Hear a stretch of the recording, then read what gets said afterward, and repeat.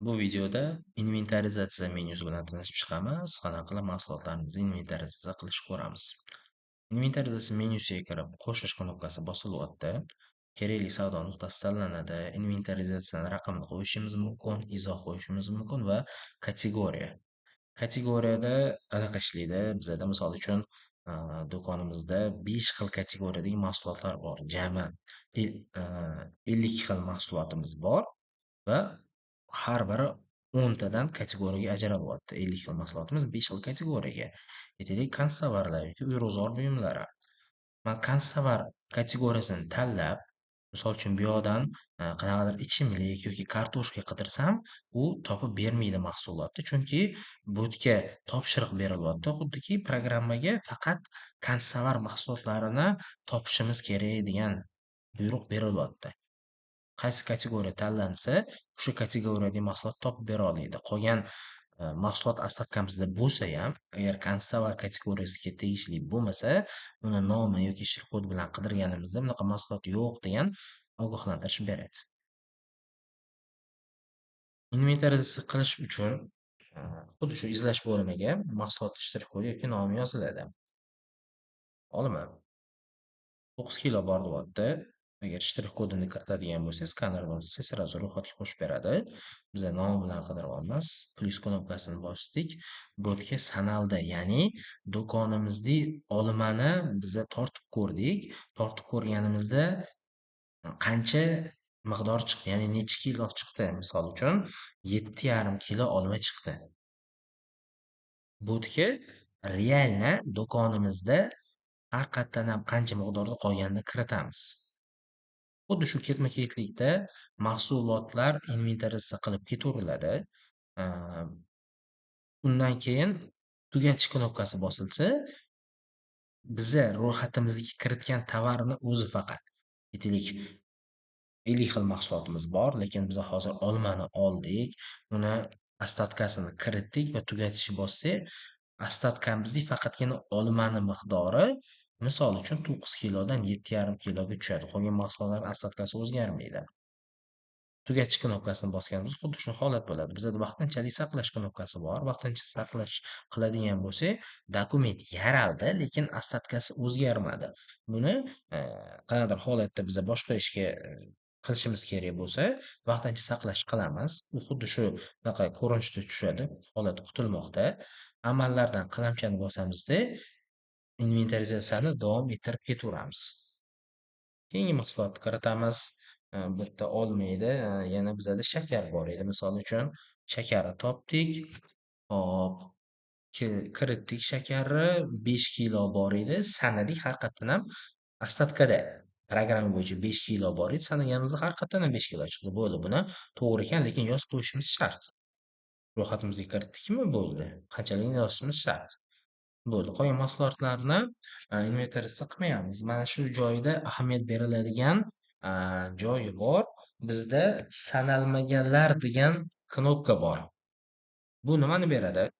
Bosganimizda mana bu yerda olma, shakar turibdi. Bizani o'zi ostatkamizda jami 3 xil mahsulot bor edi. Olma, shakar va Coca-Cola bor edi. Inventarizatsiya qilish jarayonida bo'lsa, men faqat ro'yxatimga olma va shakarni qo'shdim va sanalmaganlar degan knopkani bosganimda ostatkamda olma va shakardan boshqa qolgan hamma mahsulotlarni shu ro'yxatda chiqarib beradi. Holatlar bor, do'konda programma bo'yicha mahsulot ostatkasi qolib ketgan, lekin realni u mahsulot do'konni o'zida qolmagan. Bunaqa holatda biza uni ostatkasini nolga tushirib qo'yishimiz kerak. Buning uchun nima qilamiz?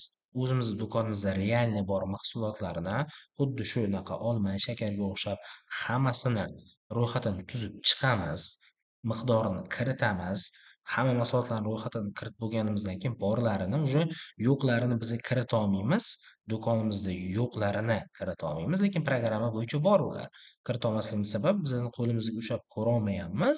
Ularni nima mahsulotlarini bilmaymiz. Shuning uchun sanalmaganlar degan bo'limga kirganimizda ro'yxatimizdan tashqari programma bo'yicha qolib ketgan hamma mahsulotlar ro'yxatini ko'rsatadi. Agarda bu ro'yxatdagilani nol qivosh, assadkasini nolga tushirish kerak bo'lsa, mana bu knopka bitta bosilsa, assadka mana nolga tushib ketadi. Assadka nolga tushgandan keyin bo'ldi. Biz misol uchun mana bu olmani 7,5 kilo, shakarni 5 kilo qilib va Coca-Colani 0 qilib assadka inventarizatsiyani tugatishimiz kerak.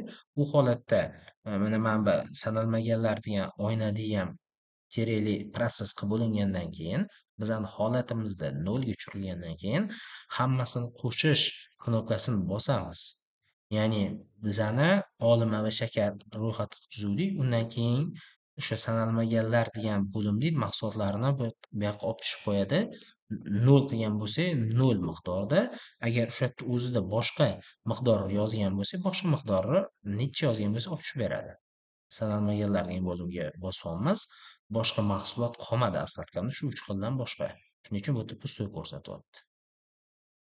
Kerakli miqdorda kiritildi. Tugatish knopkasini bosamiz, tasdiqlaymiz. Bo'ldi, dokument tugatildi, yopiq bo'ldi. Qachon dokument ochilgani va qachon yopilgani. Kim ochdi, kim yopdi. Hozir holati qanaqa? Excelga olish imkoniyatimiz bor va ko'zni bosib ichida ko'rib olish imkoniyatimiz bor. Qaysi tovarlar qaysi miqdordan qaysi miqdorga tushirildi yoki o'zgartirildi va oradagi tafovuti. Olmada 9 kilo bor edi, 7,5 qildik. 1,5 kilo minusga ketdi. Biz ham programma bo'yicha 7,5 ming so'm ziyondamiz. Shakarga hech qanaqa o'zgarishsiz. Buni hisoboti assadkasi to'g'ri ketgan. Bunda normal hammasi. Coca-Cola bo'lsa programma bo'yicha 8 ta bor edi, lekin do'konimizni sanab chiqqanimizda aynan shu Coca-Cola bizani assadkamizda bo'lmagani uchun uni hammasini 0 ga tushirdik. 80 ming biz minusga ketdik. Jami necha pul ziyondamiz minus qilib ko'rsatyapti. Ortiqcha deyapti, bu yerda 0. Misol uchun shakarni programma bo'yicha 5 kilo edi, lekin sanaganimda 6 kilo bo'lganda bu yerga orasida tafovut 1 va bu yoqqa uni summasini 12 ming deb kiritardi. Bu yerga ortiqcha summa 12 ming deb ko'rsatardi. Inventarizatsiya jarayoni xuddi shu tarzda kechadi.